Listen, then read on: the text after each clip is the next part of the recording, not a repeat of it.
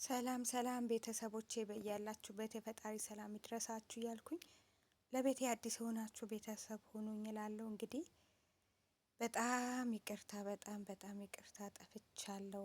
ከምር አልተመቸኝም። ከሰዎቹ ጋር ትንሽ ሰላም አልነበርኩምና ቪዲዮ ለመስራት አልተመቸኝም። ታውቃላችሁ ያው ሰላም ስታገኙ ነውና ወደ ሚዲያ የምትመጡ ውስጣችሁ ሰላም ሲሆን ነውና ሰላም አልነበርኩም። በጣም ጭንቀት ውስጥ ነበርኩኝ እና በዚህ አጋጣሚ ሙስሊም ክርስቲያን ወገኖቼ በዱዓና በጸሎት አስቡኝ።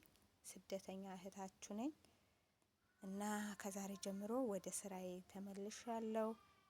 በየቀኑ እመጣለሁ። እናንተም አበረታቱኝ። የስደት ጓደኞቼ የክርስቲያንና የሙስሊም ጾም ነውና ሰላም ለሀገራችን፣ ጾሙ የሰላም የፍቅር የአንድነት ያድርግልኝ እያልኩኝ በሌላ ስራ እመጣለሁ። እስከዛ ግን ያው ትብብራችሁ አይለየኝ እና ዱዓም አድርጉልኝ፣ ጸሎትም አድርጉልኝ። እውነት ከሰዎቹ ጋር ትንሽ አለመግባባት ተፈጥሮ ገና በ10ኛ ወሬ ወደ ሀገሬ ልገባ ነበረ። ግን ፈጣሪ ምን ይሳነዋል?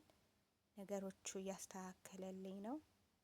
ጸሎት እያረኩ ነውና አግዙኝ ማለት ፈልጋለሁ።